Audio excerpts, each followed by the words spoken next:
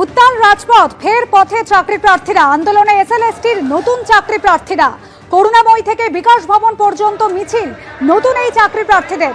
মিছিলের পর অবস্থান বিক্ষোভ কর্মসূচিও রয়েছে তাদের। অভিজ্ঞতার জন্য 10 নম্বর নিয়ে আপত্তি তুলছেন এই নতুন চাকরি প্রার্থীরা। চাকরিহারা শিক্ষকদের অতিরিক্ত 10 নম্বর দেওয়ায় তারা পিছিয়ে পড়ছেন। এই বঞ্চনার অভিযোগ তুলে পথে নেমে আন্দোলন নতুন পরীক্ষার্থীদের।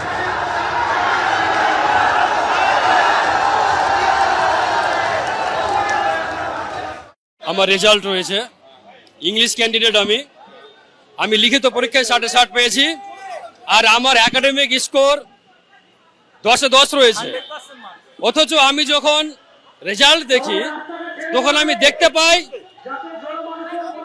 যে আমি কোনো মতেই ভেরিফিকেশনের জন্য কল পাইনি। 100% মার্কস নিয়ে আসার পরও আমি যে কেন ডাক পেলাম না সেটারই জবাব চাইতে এসেছি। এখানে এক্সপিরিয়েন্স মার্ক যোগ করে 70-এর মধ্যে 77 কি করে কাট অফ চলে আসে, এই জবাবটা আমাদের মুখ্যমন্ত্রীকে দিতে হবে এবং কমিশনের চেয়ারম্যান সিদ্ধার্থ বাবুকে দিতে হবে। আমার যে বক্তব্য, এটা পুরোটাই দুর্নীতি। কারণ অনেকগুলো নমুনা আমাদের কাছে এসছে, দাগি আসামিরা লিস্টে এসেছে। এটা কি করে সম্ভব? সুপ্রিম কোর্ট বারবার বলেছিল কোনো দাগি আসামি বসতে পারবে না।